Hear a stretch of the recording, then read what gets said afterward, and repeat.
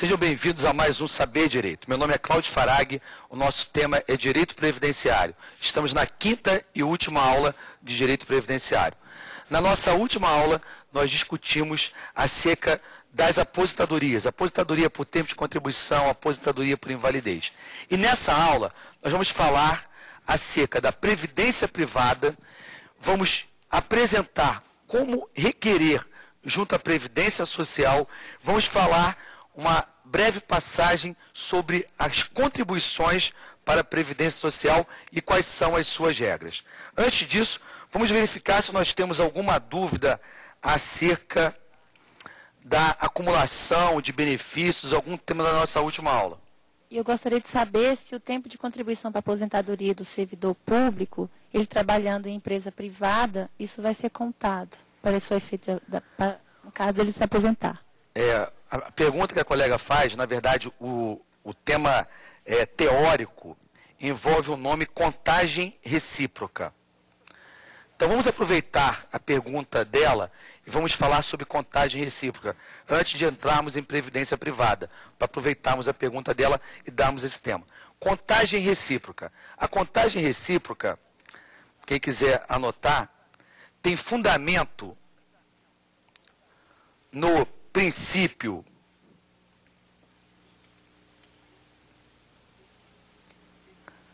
de que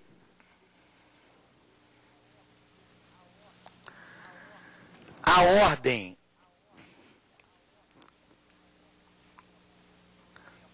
do tempo de contribuição não altera o direito à aposentadoria. O direito à aposentadoria. Em termos resumidos, comutatividade. Em termos resumidos, comutatividade. Princípio da comutatividade. Se nós levarmos para outras áreas da ciência, na matemática nós ouvimos isso, que a ordem dos fatores não altera o produto. Ou seja, pouco importa se eu comecei primeiro na empresa privada e depois no serviço público. Por quê? Por conta do princípio da comutatividade, nós vamos ter a contagem recíproca. Contagem recíproca do tempo de contribuição. Por que isso? Não existe direito à contagem de tempo fictício. Então podemos anotar, não há direito à contagem de tempo fictício. Entre parênteses, o que é tempo fictício? Não houve contribuição. Exemplos vários. Férias em dobro. Não poderia contar.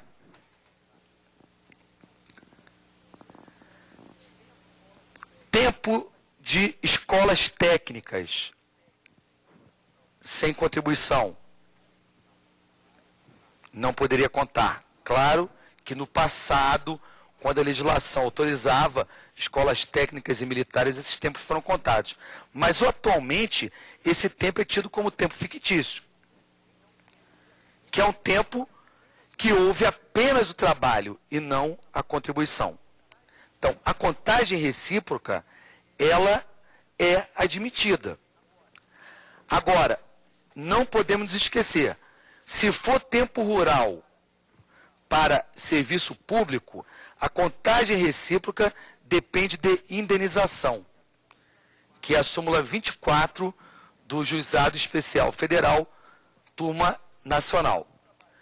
Se eu trabalhei no trabalho rural e vou contar no serviço público, eu preciso pagar o tempo. Eu preciso indenizar. Mais alguma dúvida sobre o tema de aposentadoria, dos benefícios em espécie, para que nós sigamos em frente com a previdência privada? Então, vamos falar sobre previdência privada e vamos chamar aqui um VT, uma gravação, para ilustrar o nosso tema. Por gentileza.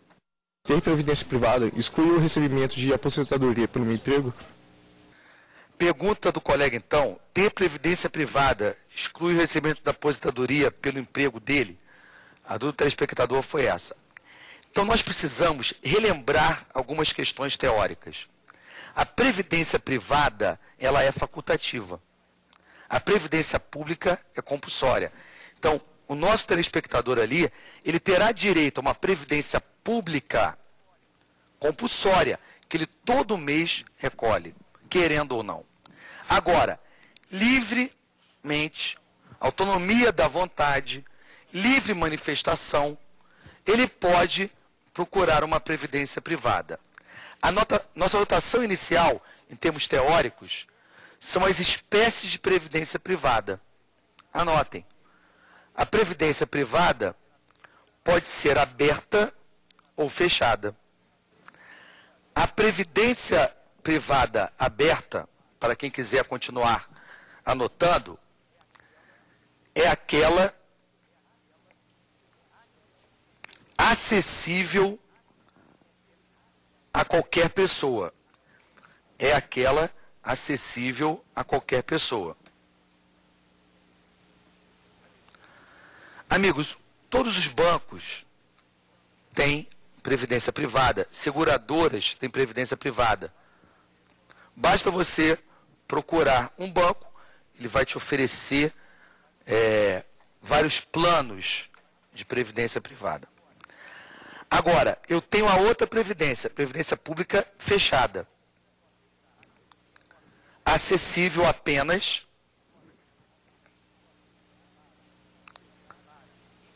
para empregados e associados.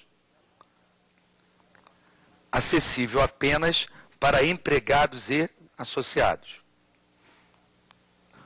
Ou seja, estamos diante de uma empresa privada, pode ser também uma sociedade de economia mista ou uma empresa pública. Somente os empregados daquela empresa podem ter acesso, assim como uma associação. Somente os associados podem ter acesso àquela previdência privada. Agora, tanto uma quanto outra tem algumas características comuns. Podemos colocar o próximo tema. Características comuns da previdência aberta e fechada. Características comuns da previdência aberta e fechada. Põe aí. Planos de benefícios. Vamos discutir os planos de benefícios, ou seja, o que eu posso receber numa previdência privada.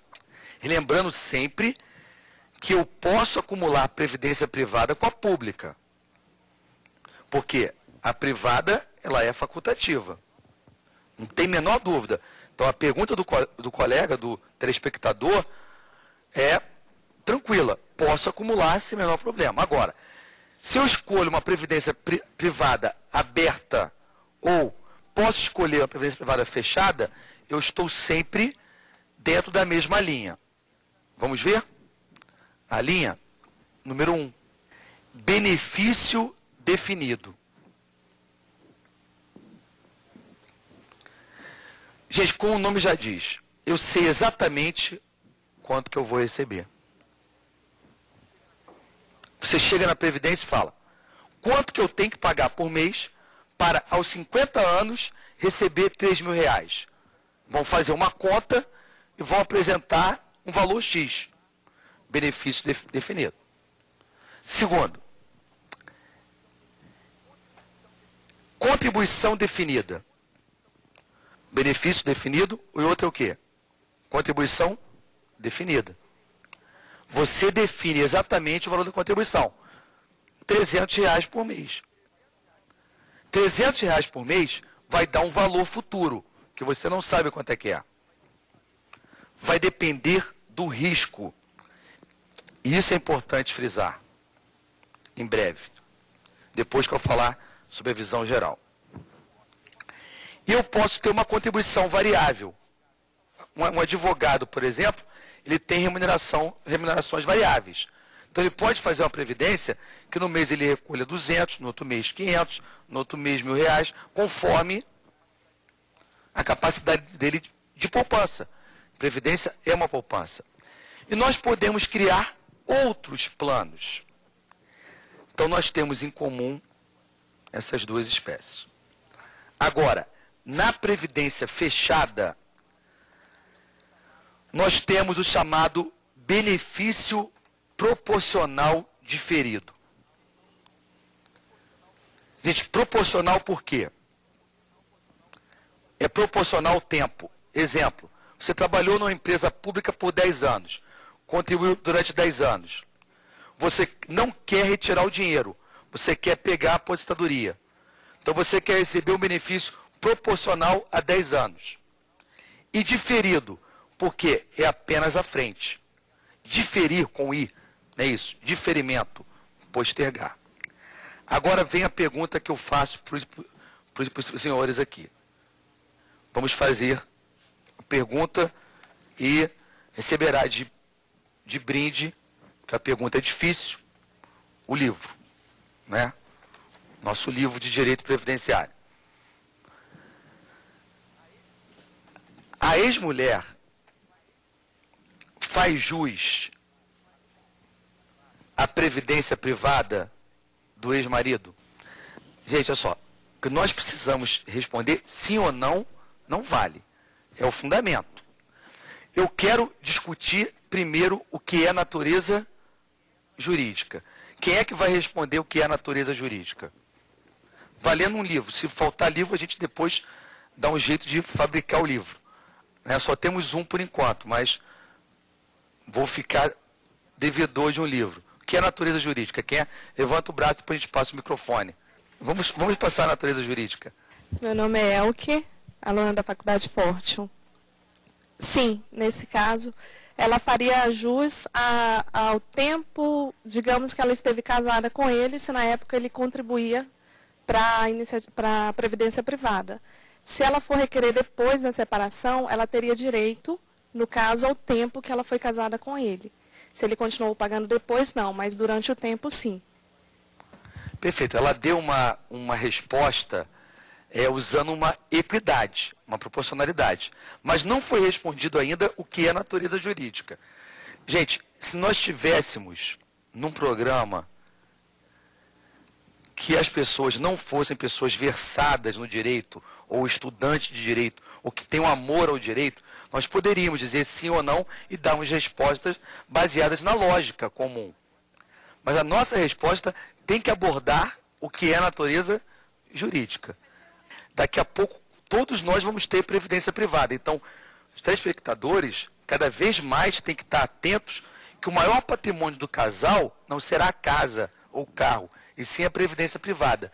Mas temos que nós discutirmos, porque a sentença provavelmente não abordou a natureza jurídica e tomou uma decisão justa, com equidade.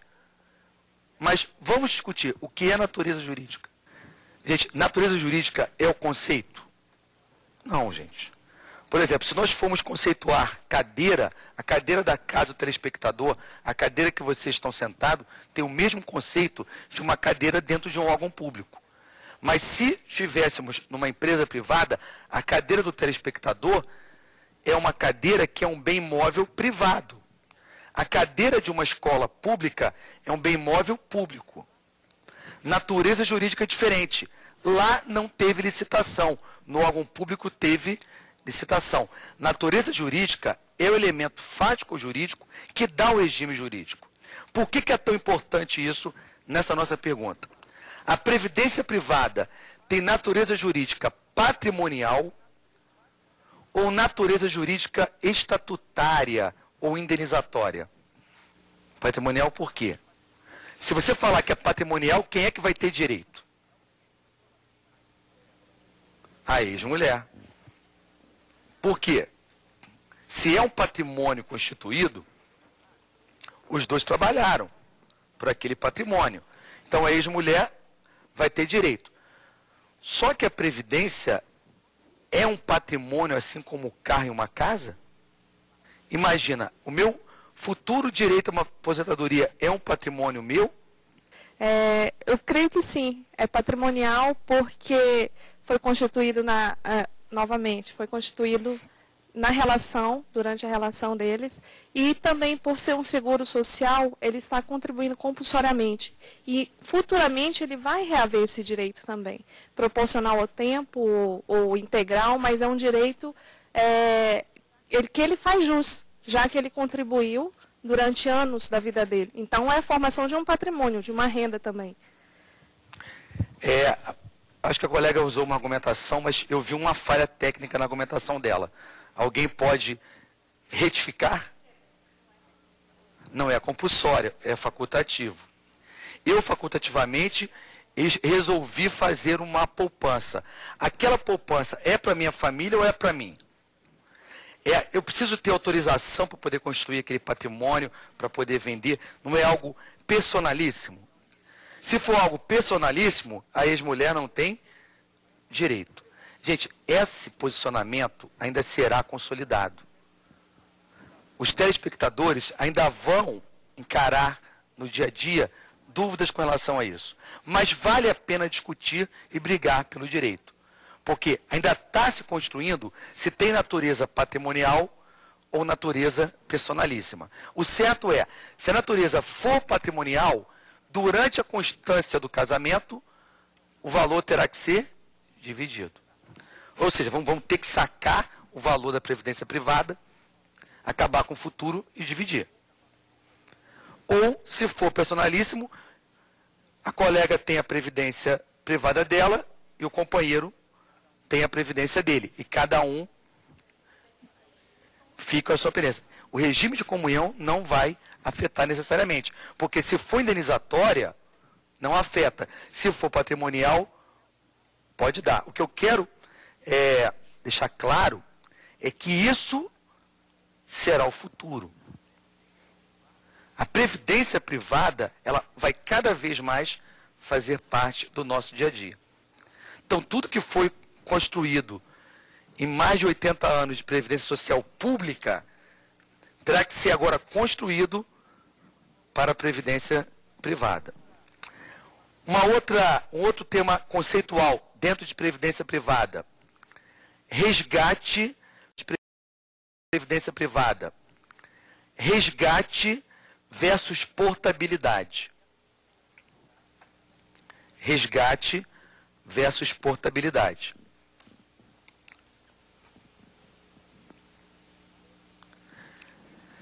Gente, resgate é retirar o dinheiro depositado.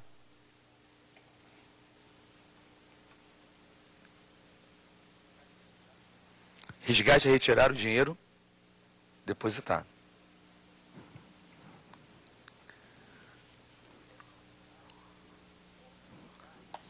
Portabilidade é migrar de um plano de previdência privado para outro.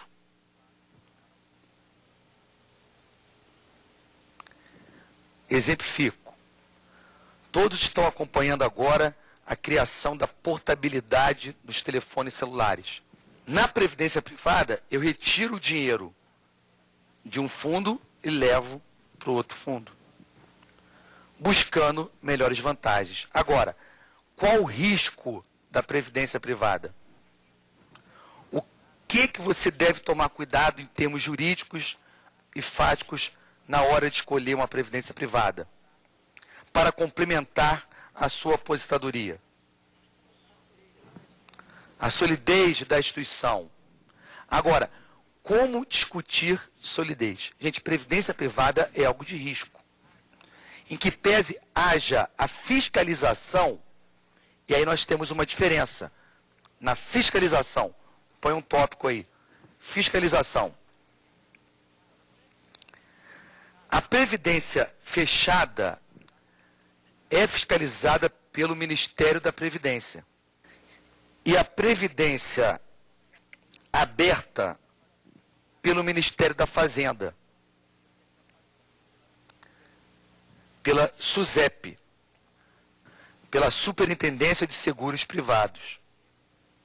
Gente, nós temos acompanhado, né, nos últimos 30, 40 anos, vez por outra, uma instituição financeira com problemas, dificuldades de se manter. A previdência privada, ela é o patrimônio das próximas gerações. Então, a fiscalização e as normas legais impõem certos percentuais para investimento. Você vai investir todo o dinheiro em imóveis? Estão acompanhando uma crise imobiliária nos Estados Unidos afetando previdência? Todo o dinheiro será adquirido em títulos da dívida pública ou investimento de risco? Então eu tenho que dosar para que eu tenha investimentos conservadores, investimentos com médio grau de risco e investimentos com elevado grau de risco. E o valor que nós vamos receber será proporcional a isso. Agora, temos uma questão cultural. E até mesmo em outros países, por mais que nós, digamos que certos temas são unicamente brasileiros, a gente sempre tem uma visão que o Estado deve nos proteger. Cuidado! Se a nossa previdência quebrar, a priori, nós vamos perder o dinheiro. O risco na previdência pública é do Estado. O rombo no INSS é coberto pelo Tesouro Nacional. Nunca nenhum segurado da previdência ficou sem receber. Agora, numa empresa privada, numa previdência privada, pode ocorrer isso. Então, devemos cada vez mais buscar uma previdência privada que dê credibilidade e garantia. E temos algumas regras de gestão, fiscalização, não é isso? Agora, gestão de previdência privada, temos regras. A previdência aberta,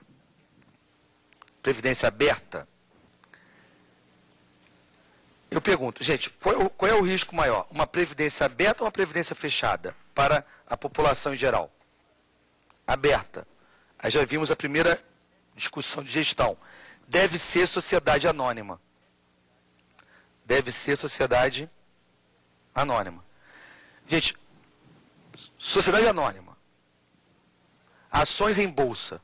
Eu tenho a fiscalização redobrada. A Comissão de Valores Mobiliários cuida também. Existe conselho fiscal, conselho de administração, participação de minoritários, ou seja, aqueles que detêm uma menor parcela do capital social. Enquanto a previdência fechada será uma associação sem fins lucrativos. Será uma associação sem fins lucrativos. Essa diferença na gestão, uma associação sem fins lucrativos, nós trabalhamos aqui, por exemplo, somos a mesma empresa e vamos criar uma previdência e eu vou ser o presidente. No início, como eu já falei, lá na primeira aula, serão apenas flores? Sim. Dinheiro, todos aqui jovens, todos jovens na sala, o mais velho sou eu, quem vai se aposentar primeiro sou eu, quem vai ficar doente primeiro sou eu. É isso, nós temos alguns casos aqui. As pessoas mais jovens vão tender a ter filhos, não é isso? Vamos ter que contribuir com o salário maternidade. Mas aquela coisa cara, que é a doença, que é a morte, ela não vai ter no início. Então toda a previdência sempre dá certo no início. A questão toda é discutir um modelo de gestão, um modelo de investimento para que garanta a previdência para gerações futuras. Não tem como dar errado no início, gente. Nos primeiros 10 anos vai dar errado? Não, porque ninguém aqui vai se aposentar nos próximos 10 anos. Nos próximos 20 anos, um ou outro. Daqui a 30 anos, todo mundo vai querer fazer o quê? Receber o que pagou. Então, a previdência privada, ela envolve o maior risco, mas pode envolver o maior ganho. Mas é uma tendência inexorável, porque em todo mundo a previdência privada cada vez mais passa a ter uma participação dentro do PIB. Ou seja, dentro do PIB de um país, a previdência privada a cada ano ganha um maior significado. Alguma dúvida sobre previdência privada? Para nós nos encaminharmos para a análise dos recursos e pedidos junto à Previdência Social? Próximo tema nosso aqui, então. Nosso tema final. Como requerer um benefício previdenciário? Quais são os prazos?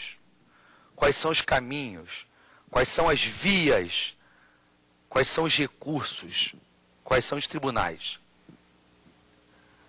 Esse é o tema nosso agora. Como requerer um benefício previdenciário? Inicio falando de prazo. Prazo para requerer. Matéria teórica. Artigo 103 e 103A da Lei 8.213/91. 103 e 103A da Lei 8.213/91. Vamos anotar, quem quiser. É de 10 anos o prazo decadencial para rever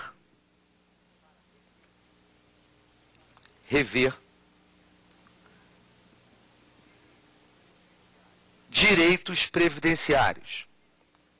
É de 10 anos o prazo decadencial para rever direitos previdenciários. E de 5 anos, o prazo prescricional,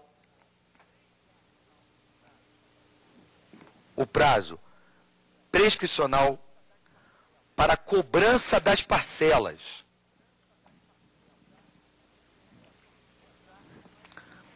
Vamos dar a seguinte hipótese aqui. Imaginemos que alguém se aposente no ano de 2015. Quanto tempo que a pessoa tem para rever aquela aposentadoria dela? 10 anos. 2015 ela se aposentou. Ela tem quantos anos para pedir revisão? 10 anos. 2025. Ela vai receber os atrasados nos últimos 10 anos? Não. Ela vai receber os últimos 5. A teoria que se discute aqui, o que está por trás na teoria jurídica, anotem. Aplicação do princípio do actionata,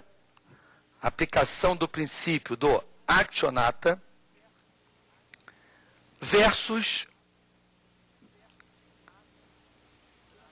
atos de trato sucessivo.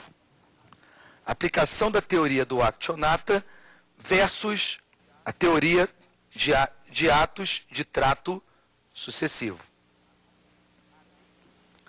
Põe aí. A lei aparentemente adotou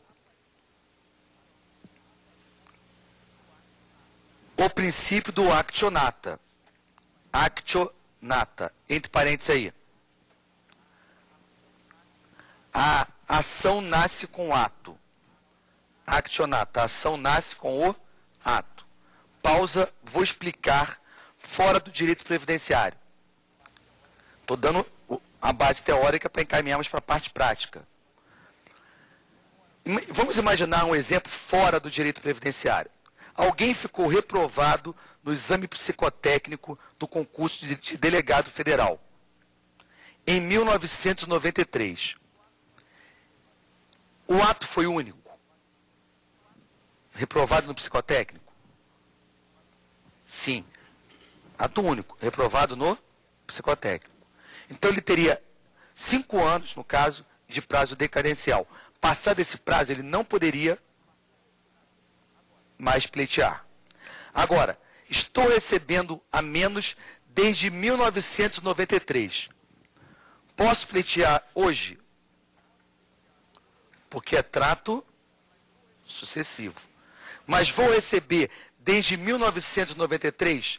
Não, vou receber unicamente os 5 anos. O que acontece com a lei previdenciária, que existe uma confusão na lei sobre a teoria adotada. Claro, quem vai fazer uma prova de concurso não há dúvida. É até fácil decorar, não é isso? Decadência começa com D. 10 anos, 10 começa com o quê? Com D. Então, decadência 10. É até fácil. Você passou na prova. Agora, olhando o que está por trás da lei, são essas duas teorias. Aparentemente incompatíveis. Porque ou é ato único ou é trato sucessivo. Se é trato sucessivo, a qualquer momento eu poderia rever.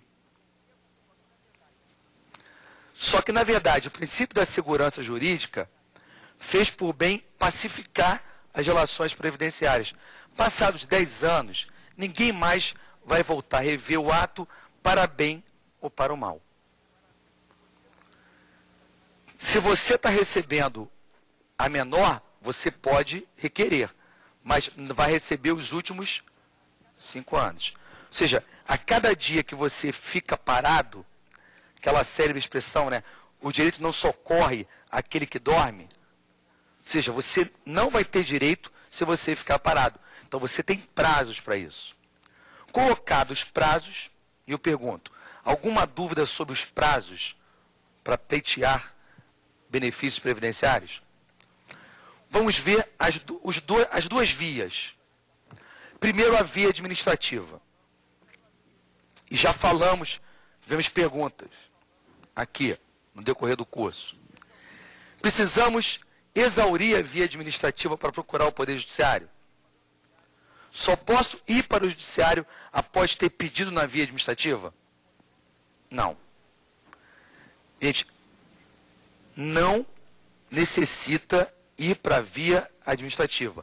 Contudo, recomenda-se. E vamos estudar isso. Os benefícios são requeridos no posto da Previdência Social. E saibam, existe recurso para a junta de recursos. Se o seu benefício foi indeferido, se o benefício do seu cliente foi indeferido, se o benefício de seu amigo foi indeferido, ele pode recorrer à junta. Da decisão da junta indeferitória, nós temos algumas coisas mudando. Prazo de salário, maternidade, temos para ter alterações. Temos para ter alterações nessa parte também, que o recurso vai ser exclusivo do INSS. Cabe recurso ao Conselho de Recurso da Previdência Social ou para o mal. Se você está recebendo a menor, você pode requerer, mas vai receber os últimos 5 anos. Ou seja, a cada dia que você fica parado, aquela célebre expressão, né? O direito não socorre aquele que dorme. Ou seja, você não vai ter direito se você ficar parado. Então você tem prazos para isso. Colocados os prazos, e eu pergunto, alguma dúvida sobre os prazos para pleitear benefícios previdenciários? Vamos ver as duas vias. Primeiro, a via administrativa. E já falamos, tivemos perguntas aqui no decorrer do curso. Precisamos exaurir a via administrativa para procurar o Poder Judiciário? Só posso ir para o Judiciário após ter pedido na via administrativa? Não. Gente, não necessita ir para a via administrativa. Contudo, recomenda-se. E vamos estudar isso. Os benefícios são requeridos no posto da Previdência Social. E saibam, existe recurso para a junta de recursos. Se o seu benefício foi indeferido, se o benefício do seu cliente foi indeferido, se o benefício de seu amigo foi indeferido, ele pode recorrer à junta. Da decisão da junta indeferitória, nós temos algumas coisas mudando.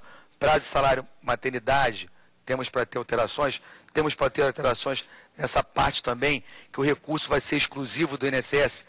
Cabe recurso ao Conselho de Recurso da Previdência Social com sede em Brasília. E o segurado ganha, em média, 60% dos recursos quando o processo chega na Câmara do Conselho de Recursos. Não é que o INSS esteja julgando certo ou errado, porque a tendência é sempre termos decisões, divergências. Existem dúvidas, o processo é muito fático. Cada um que analisa o documento tem uma sensibilidade diferente. Então, devemos saber então que nós temos essa possibilidade de recorrermos até o Conselho de Recursos da Previdência Social. Na via judicial, nós temos alguns caminhos. Auxílio acidente só tem um. Vara de acidente do trabalho, Justiça Comum Estadual. Chama a atenção que em aulas anteriores a jornalista atuou muito bem, indicando claramente que o benefício foi pago pelo Tribunal de Justiça. Auxílio acidente, benefício acidentário, Justiça Comum Estadual.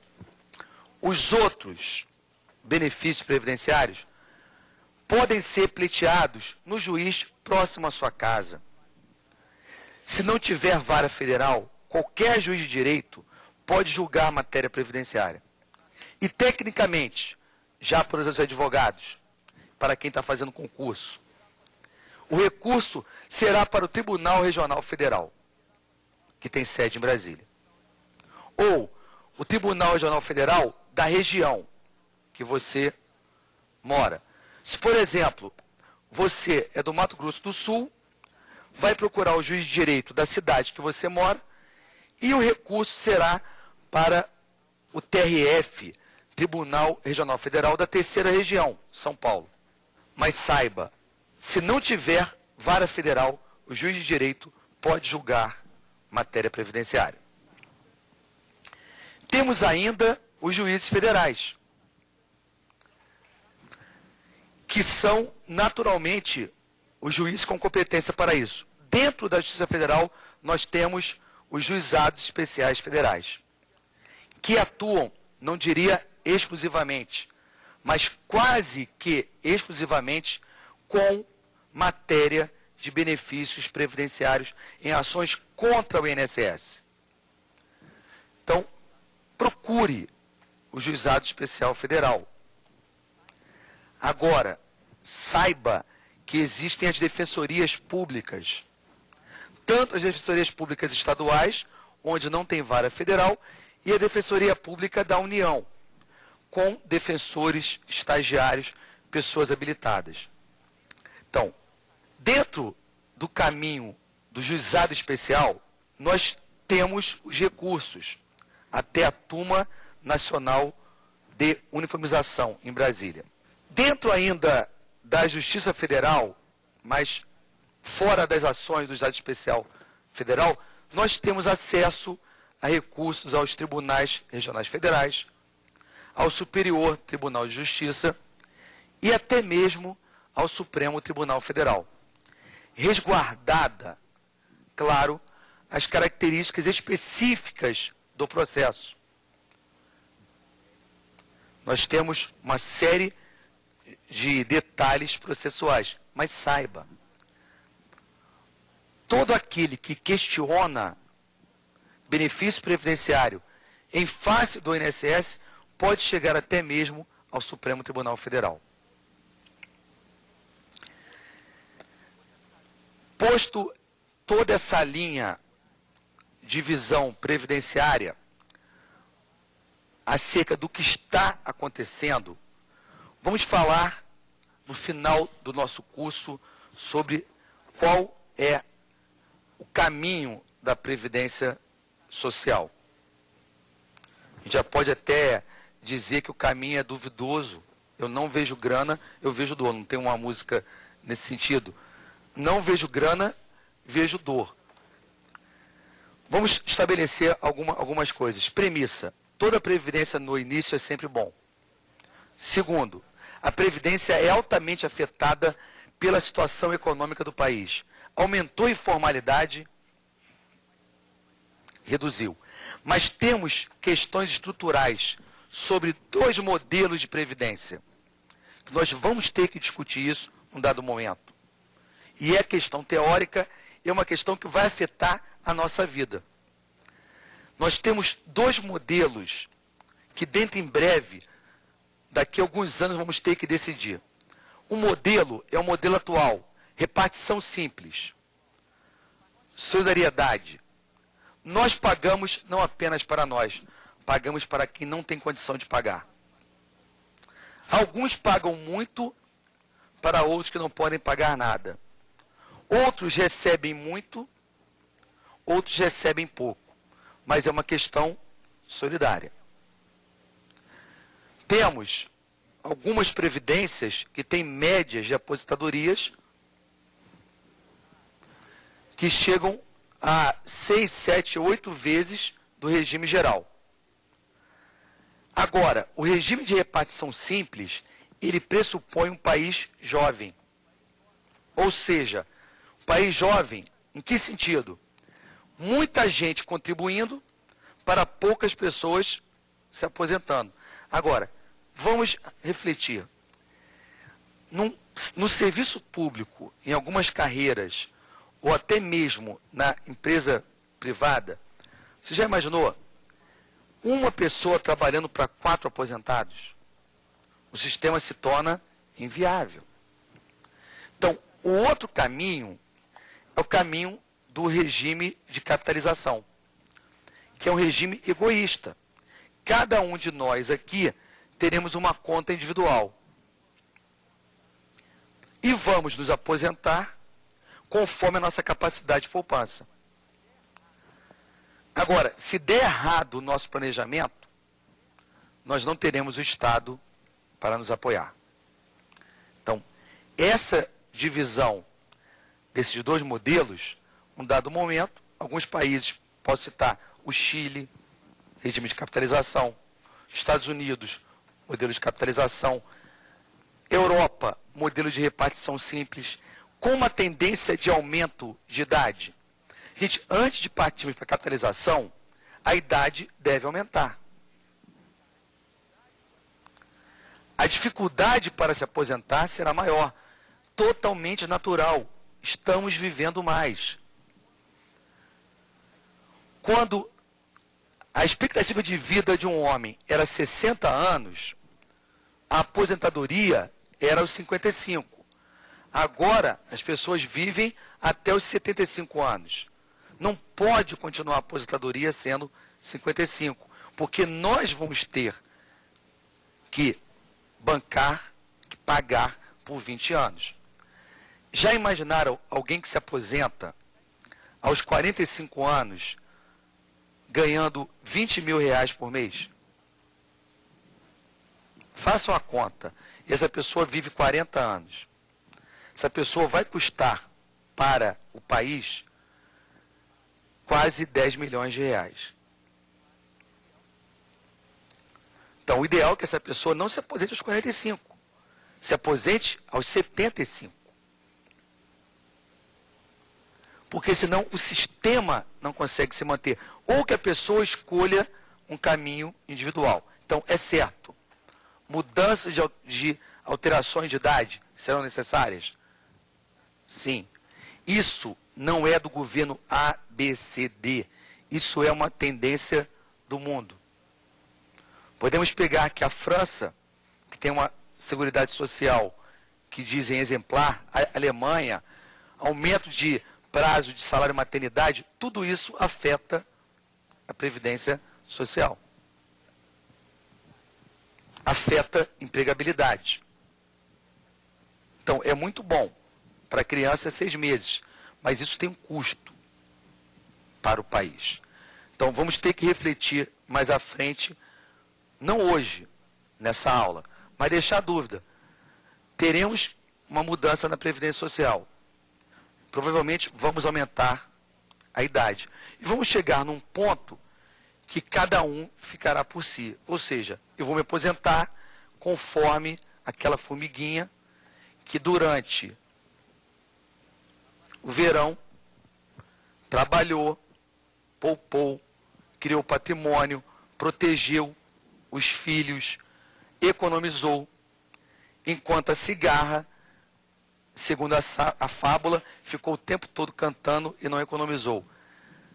Não descuidemos do dever de economizar, de poupar, mas não aquela poupança que não gera emprego. Aquela poupança que atua no mercado, aquela poupança no investimento em ações, tudo isso faz gerar a economia e aumentar a riqueza individual e a riqueza do país. Mas, com certeza, a nossa visão de que a aposentadoria não é um problema individual, eu acho que após essa visão geral, nós temos que ter. Fazendo um resumo total do que foi feito nessas 5 aulas, nós partimos desde a origem histórica, lembrando que no início as famílias cuidavam, depois os amigos cuidavam, depois o Estado passou a cuidar em 1883, na Alemanha. No Brasil, em 1923. E o cuidado passou a ser tão relevante que virou um direito fundamental. Direitos humanos, segunda geração, e passou a ser dever do Estado nos dar essa proteção. E a Constituição de 88 foi pródiga em assegurar direitos. Saúde universal, sem contribuição.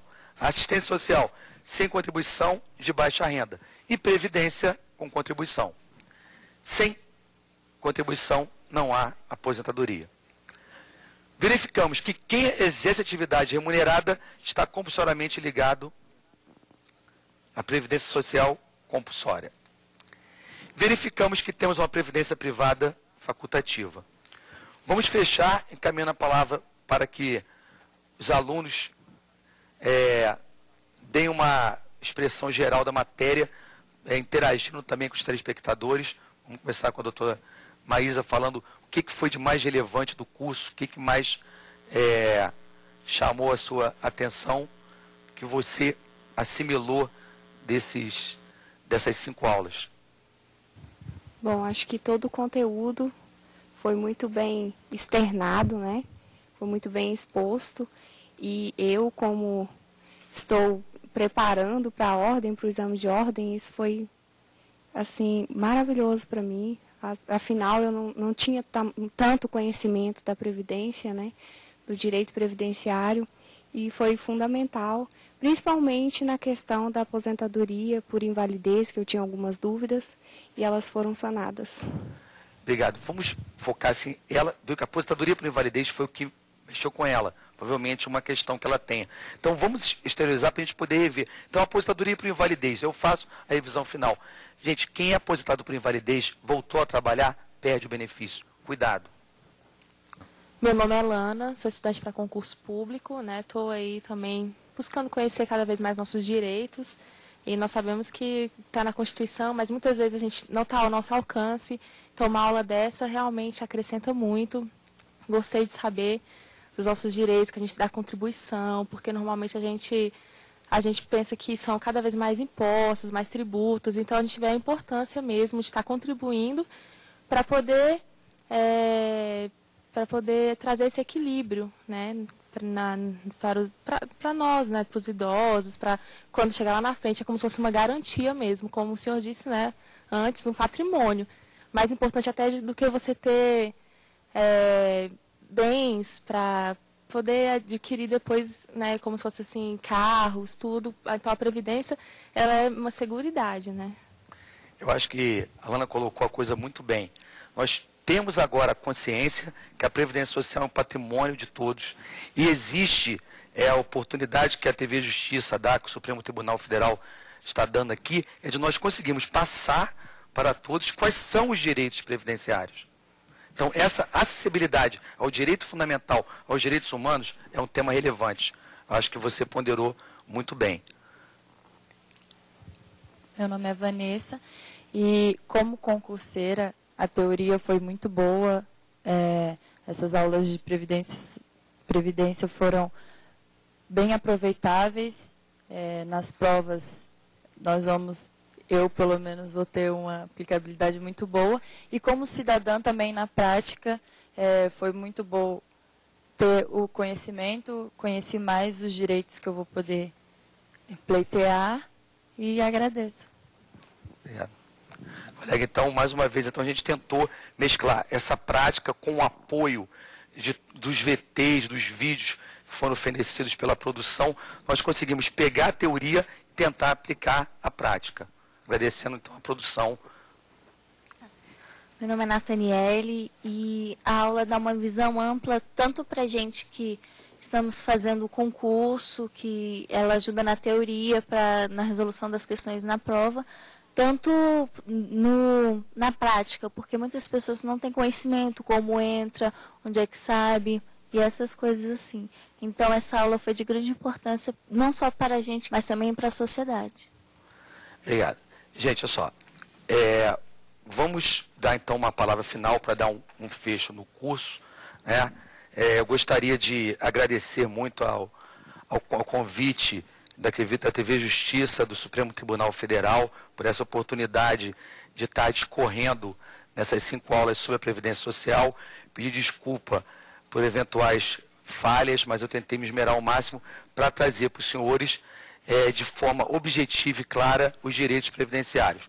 Gostaria de agradecer a todos os alunos pela participação, pela empolgação e toda a equipe de apoio. Espero, de verdade, que essas aulas, que essa troca de ideias consiga alterar alguma coisa, tanto na prova, tanto no concurso, quanto na vida prática, quanto na vida profissional, que é do Novos Horizontes Profissionais, e que sirva também para os telespectadores, que são, em última análise e em primeira análise, a missão da TV Justiça de levar o direito de forma acessível e de forma simples. Muito obrigado, gostaria de agradecer.